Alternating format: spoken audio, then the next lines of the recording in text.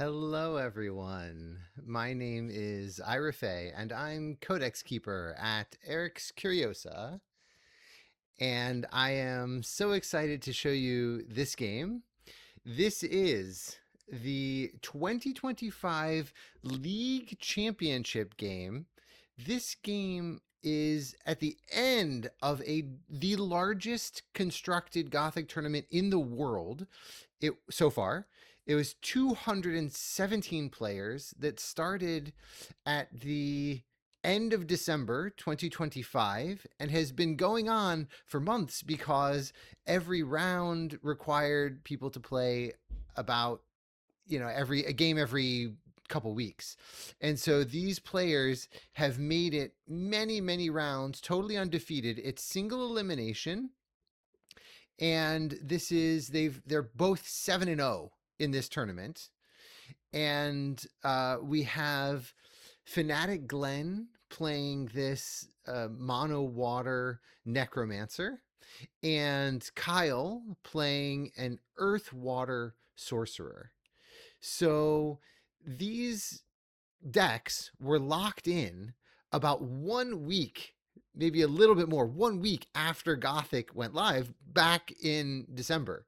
So what you're seeing are really exciting, very early game, early meta decks. And we can see right away turn 2 Pied Piper taking control of the skeleton from the Necromancer and getting to attack right away. And Pied Piper is quite powerful technology against Necromancer, and I think that was certainly Kyle was aware of that from the very beginning, and I'm sure other people were too. We can see in the Necromancer's hand a Adept Illusionist, which obviously is a very nice turn 2 play, but it looks like Glenn is focusing on creating a nice defensive area around his avatar. And we can see Thing in the Ice, Phalanx Swap, and Silent Hill in the Sorcerer's hands and Kyle's hands. And we can see the power of Silent Hill being able to disable nearby minions and then immediately play Thing in the Ice, which has a Genesis effect disabling it. But because it enters the realm disabled, that Genesis effect does not resolve. And notice that in that moment, the Silent Hill also disables Pied Piper. So for a moment, the Necromancer gets returned back just for this one turn of his own skeleton. So Tadpole Pool up, trying to keep the defensive line, but I think he wants to play Temple of Moloch near his Necromancer, but he needs the second water threshold now to be able to cast the Wendigo. So that's certainly one of the effective uses of those early game tokens that the Necromancer can create. Now that the Silent Hill effect has worn off, the Thing in the Ice is no longer disabled, its Genesis having never triggered, and Pied Piper's abilities are now returned.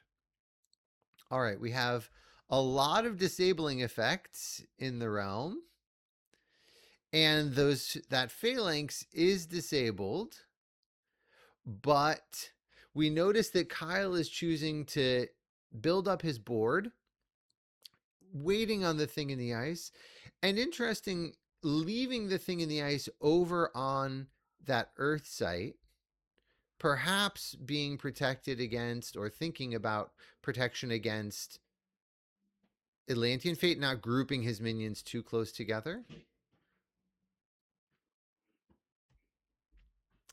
All right, so wow. So Glenn is taking advantage of Kyle's Babbling Brook. The Babbling Brook disable effect was in effect on Glenn's turn, and therefore he was able to play his own Thing in the Ice, disabled, not triggering the Genesis. All right, the things in the ice have swapped positions. This lets Kyle get in for getting to attack the Wendigo, trading a 6 power for a 5 power, getting to attack him with 6 power, and then attacking for 5 more, getting to attack for 5 more with the Phalanx. So those Adept Illusionists could have. Okay, wow. So Glenn was hoping to draw a Babbling Brook and did succeed in drawing a Babbling Brook. And now in this moment, now that he has 5 mana. All right, Thing in the Ice gets in for quite a bit. And let's see what Lilith can create. Lilith does not get a minion. That's obviously quite significant. So because of the additional Babbling Brook, the Phalanx and the Thing in the Ice are both disabled. Kyle is debating if he should try to... All right, so another swap. We see the incredible power of swap. And so using the attack from the Sorcerer and the Phalanx and the Pied Piper to be able to get Lilith. That's how powerful Lilith can be. Now that Pied Piper is gone, there is an opportunity for the Necromancer to use tokens effectively again. We'll see how the shapeshift goes. Obviously, that could be a very big effect, or not such a big effect. We'll find out. Interesting that the Thing in the Ice is still remaining there. Okay. So there are some big minions there. It looks like we're going to get a giant water dragon. Okay. So that is quite powerful. Interestingly, there are not as many water sites right around the Necromancer to make this as powerful as it could be, because the Temple of Moloch is not... Oh, I'm hearing myself correct the fact that Shapeshift does put the extra cards in a random order on the bottom, so we fixed that. And we get to see a third Babbling Brook this game. That's obviously quite powerful. And the Thing in the Ice is trade. So what's interesting there is there was not the extra mana available for the trinket, but I guess Glenn is feeling like he's in pretty good shape with the additional Brook available.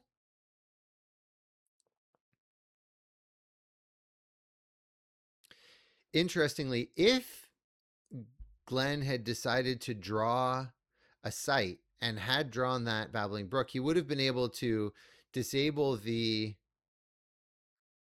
just the Phalanx and then use a trinket. Yeah, interesting choices. The beginning of turn to draw a site or a spell. There's no way Glenn could expect another Babbling Brook, though, so... All right, that polymorph could certainly be useful.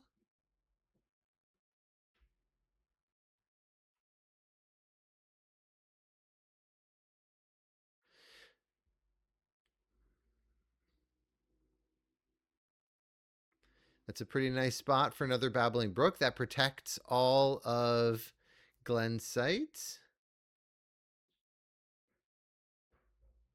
Interesting. So he's still, even though he had the Illusionist from very early on, he did not play it. All right, let's see what we get. There's a kitty cat or a Koi Nixie. All right, so he goes with a Koi Nixie. Obviously, that can be quite powerful. That can move the avatar. That can move the minions. So maybe it could have made sense to wait to move Draconis over, but I can see why. All right, let's see what the sorcerer gets. All right, so another cat, and he just passes turn. All right, so obviously that can be quite useful.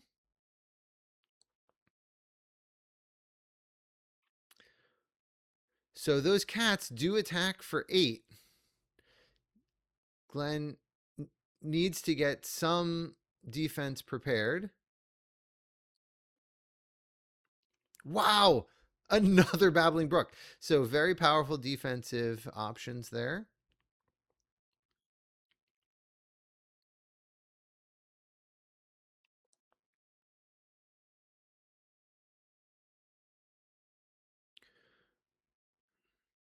So we finally see the illusionist coming out.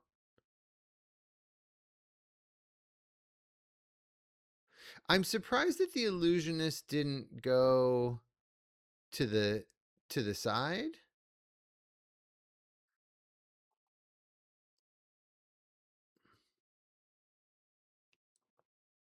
I would have wanted to try and keep the illusionist alive from round to round, but I can also see the desire to defend. And maybe if there's some sort of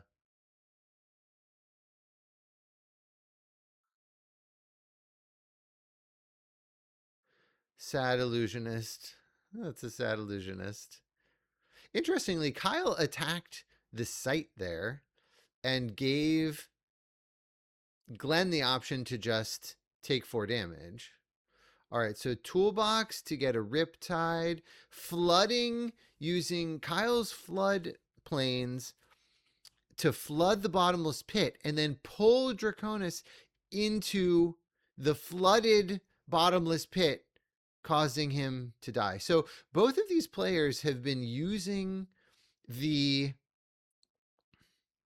other players' sites to great effect. We saw when Glenn got to play his thing in the ice, disabled due to Kyle's Babbling Brook, and then we just saw Kyle killing Vat and Draconis with Glenn's bottomless pit. All right, so we're seeing manuscript, obviously a powerful card draw engine in a Necromancer deck, and the token holds the manuscript and then uses the manuscript, revealing Lord of Unland, and then Glenn is able to immediately play it. Interesting. I'm not sure why he's playing out another Babbling Brook right now. I guess it's useful. And we're seeing where okay, so the Nixie with Trinket plus Lord of Unland is able to trade with the cat. And now that Kyle has, Glenn has a bit more of a stable board presence, maybe he'll be able to stabilize. We can see the power of the Sorcerer. He's at 5 mana now, but he has several 3-cost spells, and therefore he's drawing a site for the turn, playing a site, and he's going to be able to play 2 3-cost spells. And I think again we're going to see the players using the benefit of the other players' sites. I think we're going to see Slumbering Giantess coming in on the Silent Hill, and again disabled because of the Babbling Brook, and therefore its Genesis ability does not resolve, because as it enters the realm, it's immediately disabled, and therefore no Genesis abilities trigger, which in the case of the Giantess is a little disadvantageous. All right, we're seeing the power of swap yet again. So Glenn played a trinket to his own bottomless pit for no significant benefit at that moment, then swapped the trinket with the Giantess, able to defeat the Giantess in that bottomless pit. That bottomless pit has been a dangerous place to live. All right, and now Glenn is trying to figure out what to do with his Lord of Unland to keep him safe.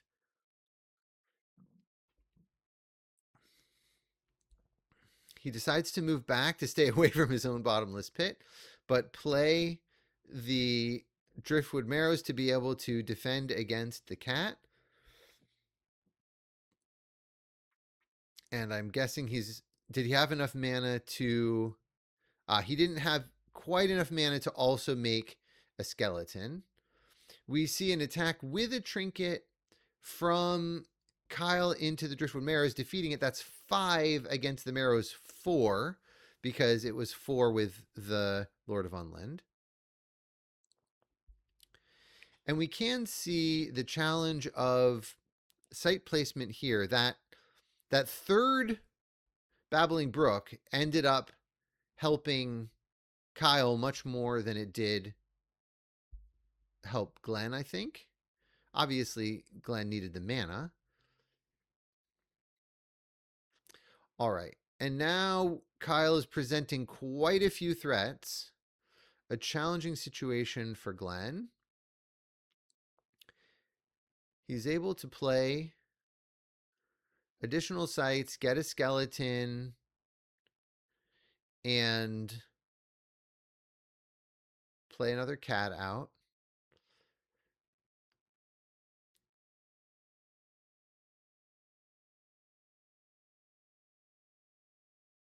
All right, so he attempted to trade Lord of Unland with a cat, but instead decided Kyle wanted to defend with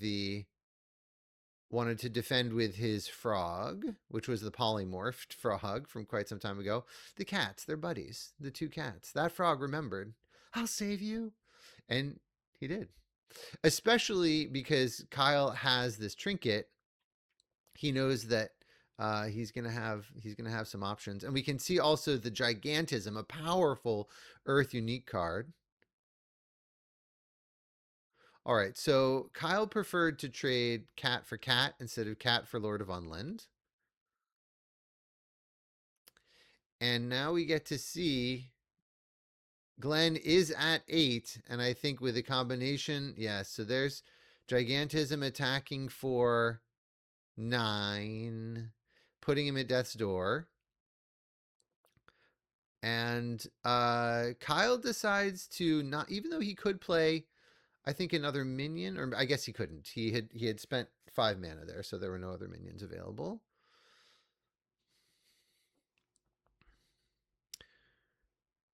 So obviously, Glenn is in a precarious situation on death's door, but he's using the manuscript with the skeleton to draw a stag. It does 4 damage to the skeleton, killing it, but obviously Glenn is happy to trade 1 mana for a card draw. We see him moving towards the corner, and I guess the benefit also is being on the Temple of Moloch. The skeletons will now have quite a few significant uses, both to draw cards from the manuscript and to be able to generate extra mana from the Temple of Moloch. I think those early turns where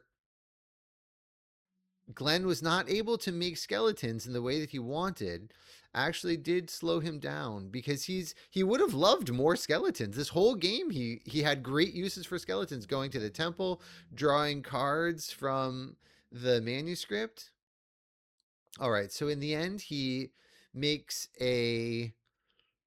sacrifices the skeleton immediately to generate 2 mana from the Temple of Moloch, and then is able to play both a questing beast and a stag in a single turn. He has 2 powerful defenders around his avatar. I do think he needs to get Kyle to death's door as fast as possible. So I might have been tempted to play a little riskier, leaving fewer defenders, but putting on more significant pressure. If Kyle has a swap, a third swap, he'll be in trouble either way. So I think you just hope that your opponent doesn't have it at that point. And you could get in for quite a lot of damage with that Lord of Unland plus the Stag plus the Questing Beast. It would be possible. You have much fewer defenses around your avatar, but it allows you potentially to make a lot of progress. Obviously, it's a precarious situation, and you don't really want to be drawing overflow. So, unfortunately, in a mono water deck, that is a disappointing draw because that is not a water site. So, cannot actually play that.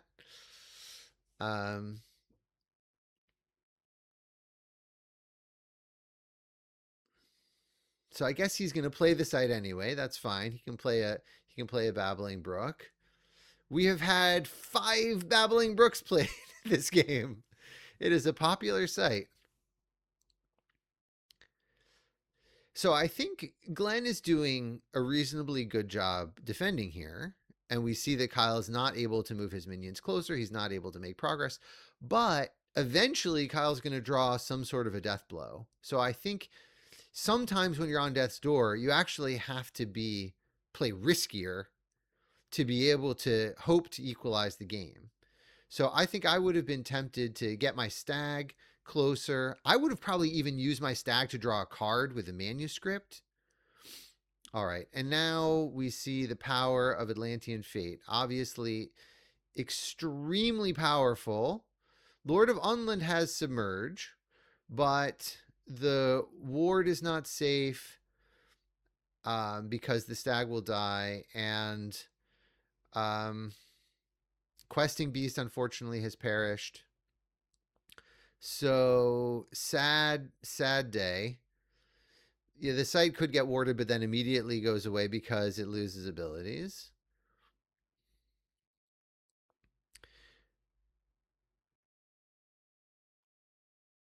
So it's certainly they're confirming that the ward does go away because when you lose abilities, ward is an ability of the site. So definitely a problem for Glenn. Now the bottomless pit is turned off, so the troll can come in.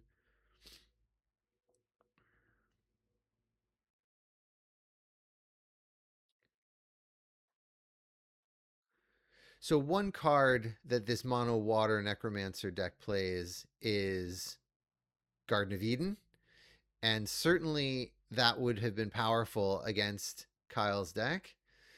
We noticed that the Umphalos just cast Sisters of Silence, and the Necromancer is certainly struggling at this point, trying to stabilize, but without the extra card draw from the manuscript, it's going to be pretty tough.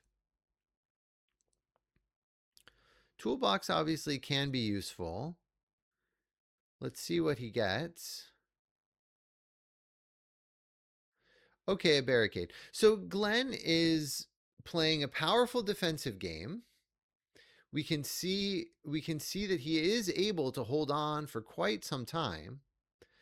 But the problem is the card draw of the Sorcerer is eventually going to overwhelm him if he's not able to get Kyle to death's door. So, in this situation, had Glenn spent the last several turns attacking without even defending himself, maybe Kyle would have gotten the death blow. Certainly, if you don't leave defenses by your avatar, then your opponent can get death blows more easily. But if he had managed to get Kyle onto death's door, maybe that toolbox would have been able to seal the game. I don't know what water would have in a toolbox that would allow from that position Glenn to be able to get a death blow, but this is certainly looking like challenging times indeed. We see another play of the slumbering giantess entering play silenced because of the Sisters of Silence. And again, the Genesis does not trigger. So if a minion is silenced or disabled, its Genesis abilities do not resolve. We can see the Umphalos giving incredible card advantage to Kyle playing Sorcerer, able to draw 2 spells per turn with Sorcerer and a 3rd spell with an Umphalos. This is going to be very tricky for